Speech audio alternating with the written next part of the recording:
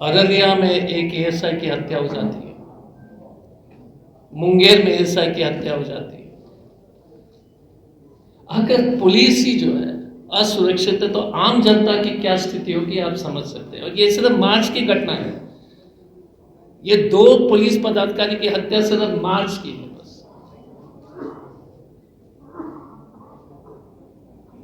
बिहार में रोज 953 जघन्य अपराध होते हैं। भाजपा और जेडीयू, नीतीश जी और उनके साथीगण ने कसम खा लिया कि अब की बार 1000 पार, मतलब रोज 1000 अपराध करके ही छोड़ेंगे अपने कुर्सी। 953 जघन्य अपराध रोज, 8 हत्याएं रोज। मैं आपको बाकी आंकड़े के बारे में भी बताऊंगा धीरे धीरे करके। अपहरण, एक लोग बोलते थे कि उत्तर बिहार में पहले मोतिहारी की तरफ जो है किडनैपिंग एक इंडस्ट्री हो गया था। आप लोग को याद होगा 90 और 2090 के दशक में, वो सिर्फ सीमित थी और उस वक्त ब्लैक पैंथर ऑपरेशन वगैरह ये सब ऑपरेशन चले। अब तो पूरे बिहार में एक सामान्य तरीके से जो है अपहरण, बच्चियों के ऊपर अपराध, दलित परिवार के ऊपर जो है लगातार दलित महिलाओं के ऊपर जो है अत्याचार, बलात्कार, और ऐसे से देखिए मैं आपको स्पष्ट रूप से कहना चाहता हूं, बिहार में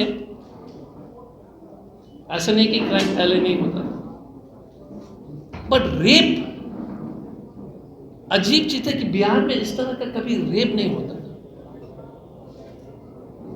ये बिहार के लिए बहुत चिंता के विषय है। मैं अपने अनुभव के मुताबिक कह रहा हूं कि हमने इतने साल की नौकरी में और उसके बाद भी इस पवित्र भूमि, बिहार के पवित्र भूमि, गुरु गोविंद सिंह की जन्मस्थान, भगवान बुद्ध यहाँ मोक्ष प्राप्त किया, महावीर जी का जमीन, बिहार में कभी महिला के ऊपर अपराध जो है बहुत ही सीमित थी। पिछले जब से नीतीश जी आए मैंने नहीं देखा है। मैं इसलिए सुबह जो है मैं जब अभय जी ने कहा था कि हमको पटना आना, और इसलिए मैं समझाने का कोशिश इसलिए कर रहा हूं, ये बहुत जरूरी बात है कि पहले आप लोग समझ लें कि ये क्यों हो रहा है। हमें इस बात की चिंता है, हत्या हुई लेकिन इस संख्या में नहीं, बट अपराध महिला के खिलाफ, अपराध दलित समाज के खिलाफ, रोहतास में एक बच्ची को जला दिया जाता है, इस तरह का अपराध मैंने पहले बिहार में इतने सालों में, जितने 15-20 साल में जो लॉ एंड ऑर्डर की जो डिटीरिएशन हुई है, और एक नैरेटिव इन्होंने बाहर एक्सपोर्ट करने की कोशिश की कि जंगल राज था। मैं किसी भी सरकार की पक्ष में टिप्पणी नहीं दे रहा हूं, पर यदि उस समय के बारे में लोग ऐसे टिप्पणी करते हैं तो आज के समय में इसको किस तरह से परिभाषित किया जाए। और पूरे देश में ये जो सुशासन बाबू के नाम पर इन्होंने जो बकवास और झूठ फैलाया है, ये आंकड़े जो है सचमुच में जो है, हम जब से एक हफ्ते से जो है हमने जो प्रेस कॉन्फ्रेंस के लिए हम जब अभय जी से बात करने लगे थे तो मैंने तैयारी करनी शुरू की, तो मुझे भी नहीं मालूम था कि अपराध इस तरह से बढ़ गया। मैं अभय जी और पूरे टीम से अनुरोध करूंगा कि पूरा देश में बताइए कि अपना सुंदर बिहार को जिस तरह से नीतीश जी ने बर्बाद किया है, और बर्बादी का कारण मैं बताता हूं। 2 लाख सैंक्शन स्ट्रेंथ है पुलिस के, सुशासन बाबू के समय में 1 लाख वैकेंसी है।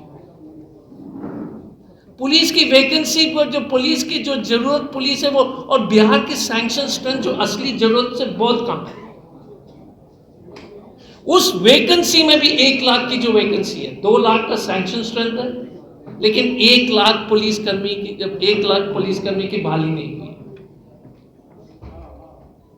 अगर आप वोट क्राइम का इंक्रीज देखेंगे 2005 से 2022 तक, मैं 25 तक ले जाऊंगा, करीब 400% के आसपास की जो है अपराध बढ़े, 400%। आबादी बिहार में बढ़ी है सिर्फ 30%। 2005 में 9 करोड़ के आसपास थी, अभी 13 करोड़ के आसपास है। ये जरूरी है इसलिए क्योंकि लोग कहते हैं ना कि आबादी बढ़ने से अपराध बढ़ता है। डीजीपी का कॉन्फ्रेंस में पुलिस एसपी के वहां बोलते हैं कि अपराध का नॉर्मल ग्राफ है बढ़ना, लेकिन अपराध का जो नॉर्मल ग्राफ जो बढ़ना है वो पॉपुलेशन के आधार पर होगा ना। मैं समझ सकता हूं कि क्राइम कैन इंक्रीज बाय 30%, और मैं आपको एक वीडियो बीच में रोक रहा हूं क्योंकि वीडियो दिखाना चाहता हूं, आप एक वीडियो देख लीजिए। लेकिन यहां के जिम्मेदार प्रेस के साथीगण से अनुरोध है, आप हमको भी ठोकिए, देख लीजिए। दिक्कत क्या हो जाती है, और मैं अभी थोड़ा सा पुराने टोपी पहन के बात कर रहा हूं। कोई भी राजनीतिक कलर के आदमी हो, हमारे हों या उनके, जब तक हम यूनिफॉर्मली कार्रवाई नहीं करेंगे ना, उसकी क्रेडिबिलिटी जीरो है, वो सिस्टम ही फेल है। इसलिए तो हम ये सब हो रहा है। कोई भी हो, पॉलिटिकल कलर किसी का भी हो, मैंने कहा उनका हो या हमारा, सबको बराबर से स्पेशल कोर्ट्स। प्रॉब्लम क्या है, जैसे सुप्रीम कोर्ट ने पॉलिटिकल ऑफेंसेस के लिए अलग कोर्ट बनाया, पता है आपको, मालूम है, एक आदेश निकला, उसमें हमारे जैसे भी आदमी होंगे जिन्होंने रोड जाम किया, राजेश भाई जैसे आदमी होंगे जिन्होंने जो है काला झंडा मोदी को दिखाया, और कुछ होंगे जिसने हत्या किया। प्रॉब्लम वो है, आप वैसे अपराधी जो जघन्य अपराध में शामिल है, माफिया, उसका अलग कोर्ट बनाइए, सूची बनाइए और फास्ट ट्रैक कीजिए। मुझे लगता है कि इसमें बिहार, यूपी, देश को फायदा होगा। Yes sir. क्या ये उम्मीद की जाए कि आने वाले विधानसभा चुनाव में कांग्रेस की तरफ से जो भी कैंडिडेट्स होंगे उनका कोई क्रिमिनल एफिलिएशन नहीं होगा? मैं तो हमेशा, क्योंकि ऐसा देखा नहीं, एक मिनट देखिए, मैं तो एक चालाक नेता जैसे मैं राजेश जी को पूछ लेता हूँ कि इसका जवाब वो दे देंगे, ले मजाक कर रहा हूँ। देखिए, we will always try. I don't think we should make it as a rule not to put any criminals on a ticket. That is my view. The party has tried. हमने गलती की होगी, हम ये नहीं कह रहे कि हमने गलती नहीं की होगी, बट हमारे टॉप लेवल में बड़ा क्लियर है कि उस तरह का लोग को टिकट नहीं दिया जाएगा। यहां पर जितने भी लोग हैं वो क्लियर है ऐसा, लेकिन हमने हो सकता, आई एम नॉट सेइंग कि हमने गलती नहीं की है, but we must avoid it in future. मेरा ये व्यू है कि हमको नहीं करना चाहिए। जीत हार तो होती रहेगी चुनाव में, लेकिन ये एक कॉम्प्रोमाइज करने की आवश्यकता नहीं है मेरे विचार में। आप जो आंकड़ा दे रहे हैं सर, लग रहा है कि